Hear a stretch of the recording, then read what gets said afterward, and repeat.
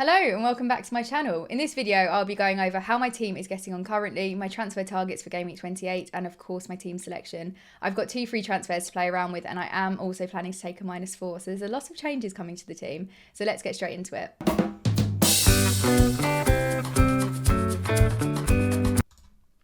So I finished off Game Week 27 at 360,000. I'm pleased with how things are going generally. There's no major dramas. I haven't got a massive red arrow, but I'm just stagnating at the same spot. I'm always within the 300k and I haven't made any massive leaps in progress.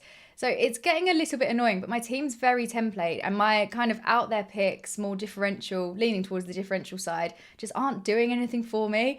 So I don't want to go completely drastic and try and bring in all of these kind of outside options, but I do need to start changing things up. I'm hoping that using my free hit in Game Week 29 is going to give me a bit of an edge over other managers, and we could see maybe some bigger strides because I will have a full starting 11. But obviously, if it's a low scoring game week, I'm a bit stuck and it may long term put me in a much worse position, but that's next week's problem. So 360,000, fine. We got 78 points, which I am pleased with. And then I've still got my 2 free transfers because I rolled a transfer last week. 1.6 million to play around with. The team I was largely happy with. I did go for Dubravka over Areola. Unfortunately, that didn't pay off because Areola did make the save. So he got 13 points versus Dubravka's 7. But the fact that Newcastle kept a clean sheet is something to celebrate. So we won't dwell on that one too much. Ake, unfortunately, City did concede a goal, but he was in the starting 11. Long may that continue. Again, one that I need to watch out for with Pep Roulette. I do need, if we look at my bench, it's just an absolute disaster. So I can't really risk having players that aren't going to be playing. Then Saliba, Arsenal kept a clean sheet, so I got 6 points from him. And then Trippier is a little bit of a worry, only with the 1 point. Obviously, this is one game week where Newcastle kept a clean sheet and Trippier came off before the 60 minutes. So that one hurt a little bit, but it's fine. He's coming out of the team this week. And then my midfield, Palmer, I almost benched him, but he got an assist. Very, very good. The midfield just was lovely. Midfield of dreams. Foden comes into that. Thank goodness I finally own him. 2 goals and 3 bonus points, taking him to 15 in total. Saka got 2 assists and was robbed by getting taken off at 45 minutes. Saka captainers, I feel so bad for you because I was watching the game and completely regretted not captaining Saka. I think he could have gone on for an absolutely massive haul, but he was rested. He's good to go for this upcoming game week. And then Gordon, never ever doubt Gordon at home. He scored a goal and he kept a clean sheet, so he got the extra point. He got 8 points in total. My front 3, it's fine. Tony was a punt that didn't pay off and he will be replaced this game week. I'm glad that I did try having a few game weeks with Tony. I was expecting at some point some masterclass, a brace or a hat trick or something. It just didn't come, but I do need to try and make gains at the moment with my rank, and I thought Tony was quite a nice way of doing that. Unfortunately, it didn't pay off, but at least I gave it a go. Then Watkins is just incredible. He scored twice against Luton. He's now on 183 points in total, which has already beaten his score from last year, which was 175. Watkins is one. He is staying in my team for the rest of the season. And then Haaland, I had really, really high hopes for him this game week. In the same fixture last year, he scored 23 points. But this year, we just had to take a goal from him. 6 points, 12 in total. It's okay. Yes, a little bit disappointing, but at least he did score a goal. It would have been much worse if he fully blanked. So any attacking return from your captain, just take it and run, and then look into the next week. And then the bench is in a mess. We have got Estupiñán, then we've got Hwang and Pinnock who are injured. It's not very good, so we need to start tidying this up, sort this mess out. So that will take me into my transfer targets for the upcoming game week. So we'll start off with defence, seeing as mine is in such a sorry state of affairs. First up, we have got Neto. So I think I'm leaning more towards Bournemouth defence, but we'll get to Doty because I've got a little bit of FOMO not owning him. But they've got the double game week coming up, Sheffield United and Luton, both home fixtures. And both sides, Sheffield United and Luton, are amongst the worst for conceding goals in away matches, with Sheffield United conceding 30 and Luton conceding 29 so far. And they're also in the bottom 2 for expected goals conceded. So things should work fairly in our favour if we lean more towards Bournemouth. And with the last double game week, I went for triple City, and actually I should have probably looked at Liverpool because I preferred their fixtures. So I'm trying to learn from my mistakes there and take that into this game week. So I'm pretty sure I'm going to go for Bournemouth in terms of defence. I really, really want to go for Neto, and he is my first choice, 100%. But 4.6 million is just slightly out of my price range with my planned transfers. And I still want to have that little buffer so that if anything goes wrong, I don't have to just go really, really low with the replacement. So unfortunately, I don't think I will be able to go for Neto, but I think he is definitely the best defensive option. He ranks joint second for bonus points amongst goalkeepers, and he's Bournemouth's second highest point scorer after Solanke. He's also got the potential for save points, making 90 saves already this season. I almost undersold him there, 90 saves in total. So it's a really, really nice route to get points, even if they do concede. But unfortunately, my team's just not set up to be able to bring him in. And where I've had decent week with Ariane and Dubravka, both getting returns. Long may that continue. We're going to keep the faith in them. So I think I'm probably going to go for Zabani instead. Senesi was the first choice, but obviously a massive injury out now because of the hamstring injury, and he only played 11 minutes in their game against Burnley. So Zabani is now the one that is on my radar, and I'm absolutely chasing the Sheffield United Luton fixture. He's slightly cheaper than Neto at 4.4 million, and his ownership is a lot lower at 0.6%. I can see this probably climbing up a bit towards the deadline, but I'm not sure. He may still remain below 1%. Whilst Bournemouth have conceded 47 goals this season, 29 of those have been away from home, so the fact that it's 2 home fixtures is very, very appealing. Bournemouth have also kept the 5th most clean sheets out of all teams in the league with 6 in total, and they've got a really, really good chance of keeping another in the double, specifically for that Sheffield United fixture.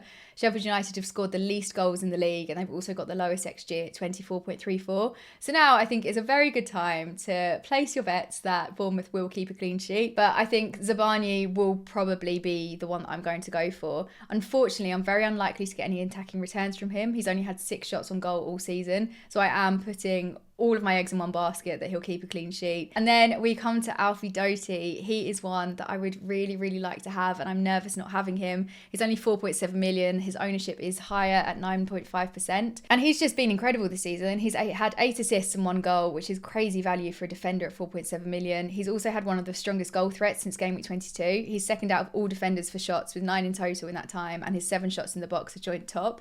Luton have got the double, and they don't blank in Game Week 29 as well, which if you're not free hitting in 29, maybe you go for Doughty over a Bournemouth defender just because you have got those 3 fixtures locked in rather than 2, then a blank, then Everton at home. And the Forest fixture for Luton in the blank is also a really nice one to target. So as much as I would love to go for Doughty, because you're not necessarily just relying on clean sheets, he's got that attacking potential.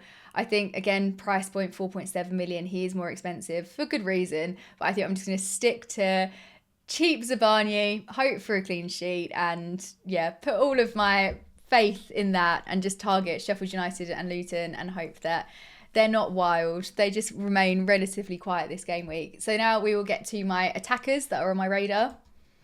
Of course, no surprises. Solanke is there. He will be coming in this game week. He's 7.1 million. His ownership's at 24.1%, and he has got a lovely double game week fixture coming in. He's the most transferred player ahead of the double, and he's already had 14 goals and 3 assists this season. He's the 4th highest scorer in the league. He has been relatively quiet the last couple of game weeks. I haven't owned him. The last 2 game weeks, I've been really worried about keeping hold of Tony. They've both blanked, so it's been absolutely fine. But he was injured out last game week, but he managed to play 88 minutes against Burnley. It is a little bit concerning that he only registered 1 shot on target in that game, but his inconsistency is a little bit of a red flag. I've owned him a lot, and every time I transfer him out, he seems to haul. So me bringing him back in, I don't know whether this is a bad omen and we can just expect nothing from him, but it would be nice to be on the receiving end of points from him for once. He's blanked 13 times this season, and concerningly, he also blanked against Sheffield United the last time they played in Game Week 13. But I think his goal threat and the really good fixtures are enough to bring him back in and just hope for the best. He's had 12 shots, 10 shots in the box, and 4 big chances in the past 4 game weeks, and he's been involved in 49% of Bournemouth's goals whilst on the pitch. And I am saying he's been quiet recently, but I also mentioned that when I transfer him out, he tends to haul, and he got 12 points against Newcastle in Game Week 25 when he scored a goal and got an assist, and the week prior to that he also got an assist against Fulham. I think I did have him for that assist. I think I got to enjoy some Solanke points, but yes, I did take him out ahead of his 12-pointer. He's also now to play the full 90, he's on penalties, and he's Bournemouth's talisman, so I think he is the correct attacker to go for, and he's the one that I'm probably feeling the most confident about, and I've just been unlucky with Solanke recently. And if I hadn't have taken him out twice for him to then go and haul, I'd probably be a bit more excited and a bit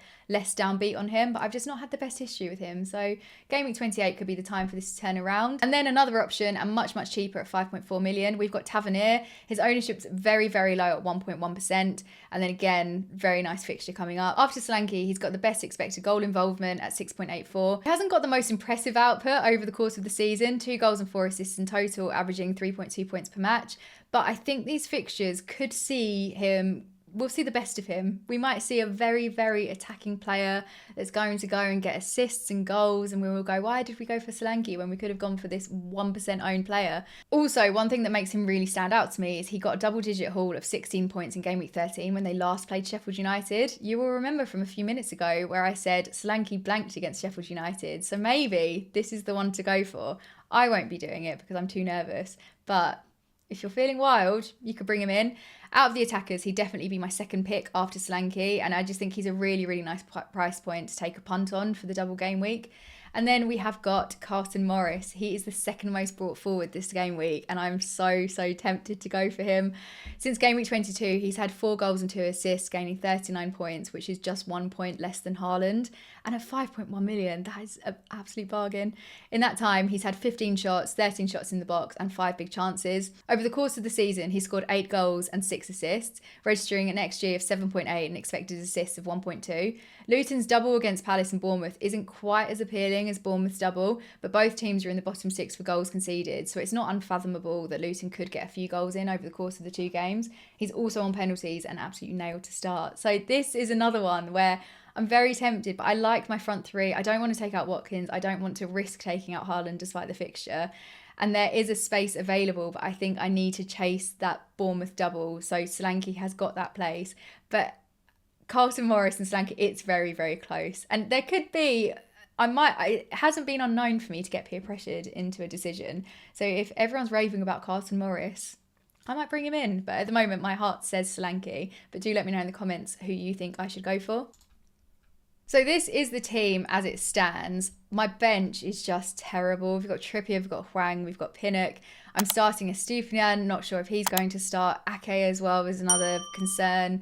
Then we've got Areola in goal for that Burnley fixture, much, much more appealing than Dubravka for Chelsea. Saliba, obviously, I've got no other choice, but Arsenal defensively, lovely. We are going for him. Then Gordon for Chelsea away, not feeling too confident in that away fixture. Foden, Liverpool away, I'm expecting some magic from him. Saka, Brentford at home, feel very good about. And then Newcastle at home for Palmer. Could go either way. I'm feeling quietly optimistic that Chelsea will do okay in that. Then Watkins, Spurs at home. I've just got no concerns about Watkins. I feel like he'll get a goal and an assist or something. And if he has a week off, let him. Tony will not be remaining in the team for that Arsenal fixture. And then Haaland, we've currently got the captaincy on him, but that's not going to stay the same. So let's get into my transfers. Sadly, I wish I could go for Neto, but I just can't.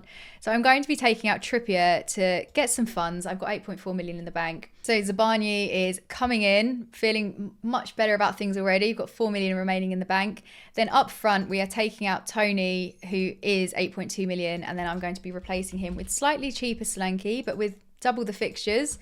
Less price, double the fixtures. What can go wrong? And I've still got 5.1 million in the bank. And now I need to deal with Hwang, which I'm feeling good about because I don't really like messing with my midfield too much. Largely, I am very happy with it. Gordon and Palmer are probably the closest to getting the chop at some point if I need to bring in another player that I'm chasing after. But Foden and Saka very much nailed in my team. So I'll be taking out Hwang, which he's not playing, so I don't have any dilemmas, anything telling me not to do it. And I'm going for Son. He's finally coming back in. I've got 10.6 remaining in the bank. So I've got 0.8 remaining. Now, there is the chance that I could just upgrade Dubravka, say, and go for Neto. And then all of the good things I've said about Neto and the fact that he's probably more nailed to get more points than Zabarnyi, that is a good thing. But my defence is in such poor shape, I don't really have much of an issue with my keepers. And I would quite like to have the extra buffer of 0.8 million in the bank. I'm going to be looking at bringing Salah back in soon. I don't know what else could go wrong with my team. I can upgrade Pinnock quite easily. So I think this is the better route to go for my long-term plan. There isn't a proper plan, but future me will thank me for this. So before you comment saying you could afford Neto, yes, I could. But I think the cons outweigh the pros on that one. But as always, I'm interested to hear your thoughts. So if you think otherwise, let me know in the comments. But this is how we are lining up for the upcoming game week. And then I do have a bit of a benching headache, but I think I'll probably be benching Gordon. We know at home, lovely, away, kind of a bit flimsy. And I'm going to back Chelsea for this game week because I feel like I have to. I have to be loyal to them. So I'm going to put Gordon on the bench, and then I'll also be benching Pinnock and then probably Estupinian. But a little bit concerned that he is going to play and be really, really strong against Forest. But I think I need to hope that Ake gets a start. Yes, it's Liverpool away, but we might see an attacking return or something from him. Did get an assist. The last time he got an assist was against Everton in Game Week 24, so he is overdue. And the one before that was against Everton, so we need to definitely keep that in mind for next season. Bring Ake in for Everton. But I think at the moment I'm leaning towards Ake. If there's anything that happens between now and then, I wouldn't feel awful about bringing a Estupinian in. If we get any dinner plan, rumours, something, that's a good suggestion that he will be playing. But I think for now I'm going to go for Ake as well. Benching Pinnock, Estupinian, playing Areola, benching Dubravka, and then Gordon on the bench as well. Again, let me know in the comments if you think I'm making any terrible decisions. If you're shouting at your screen right now, I'm keen to hear it all.